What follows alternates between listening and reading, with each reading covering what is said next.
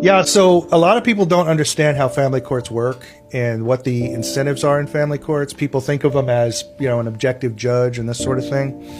But the way that family courts are managed is they prevent you from presenting contrary evidence. That's why I've never been allowed to select a psychologist for my son. The courts will never allow me to do that. The courts pick the psychologist who will then present the evidence to the court, right? Now, fortunately, I've been able to record them. I've been able to gather evidence and actually prove that they perjured themselves, so they've had to throw out all this evidence. But it's taken a lot of work and it's cost me a lot of money to do that, right? And most people can't do that. So family courts basically work off of fabricated evidence. That's number one. Number two, there's really no appeal from family courts. So family courts, unlike normal, like civil courts or criminal courts, there's almost no appellate options out of a family court. So the judges operate with no oversight and just do whatever they want. And third, and this is the big one, there are massive federal programs that were instituted in the late 1970s that pay states trillions of dollars to tear families apart. So it's so innocuous when I tell you, be like, this is a great program.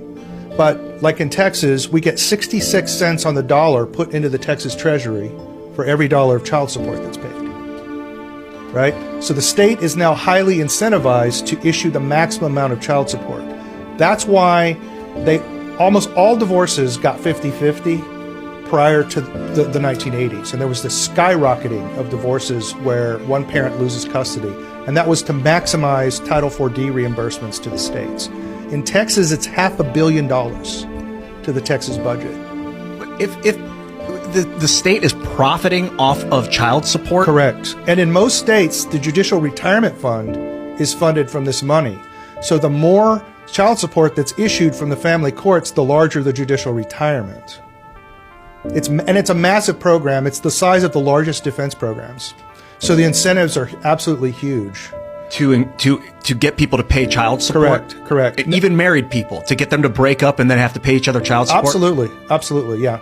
So, because you would think the best child support would just be 50-50 custody and let people raise their kids. The best child support is to raise your own kid. That's the best child support. But they don't do that. Most states actually have laws prohibiting the courts from doing that. Texas has a family code in which it's assumed to be in the child's best interest that one parent get 24% of the time.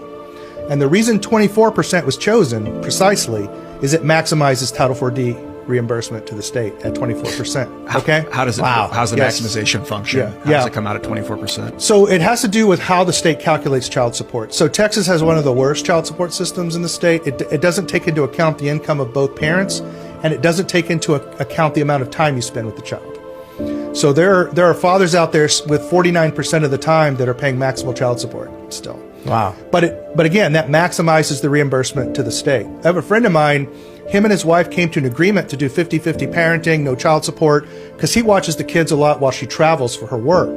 And so it all worked out, and they decided it's just better to do it this way. The state of Texas sent an attorney to argue in the case that they should not be allowed to do 50-50 custody. A huge kickback, yeah. Wow. An even more evil program that's related to this, Title IV-E. Title IV-E pays the states to adopt out orphans.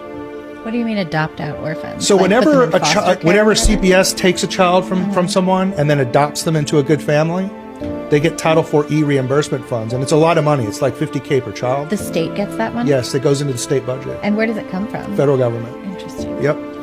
So what'll happen in Texas is some satellite office of CPS will get low on budget, and they'll go and find a white baby under 2 years old, no medical problems, from working class parents who can't afford a lawyer, and then they take the child and adopt it out, and then they get $50,000 for their budget. That's how they do it. There's massive incentives to split up families in this country, and that's why you've had the explosion of divorce and rancor. So now you have the majority of children in America are being raised in fatherless homes. We passed 50%. This is the whole, you talk about this, you call it conspiracy theorist, right? But they're blatant about it. They're absolutely blatant about it. But I think the agenda is not only population reduction, but also to reduce the political power of the middle class, right? If you've been to Europe, most of you have been to Europe. I've been to Asia a lot as well. Nobody cares about free speech there. Yeah. Nobody cares about rights there. There's one place in the world where people care about free speech and rights, and that's the American middle class. Yep. They have to disempower the American middle class to get rid of these things. And so the best way to do that is to take fathers out of the homes.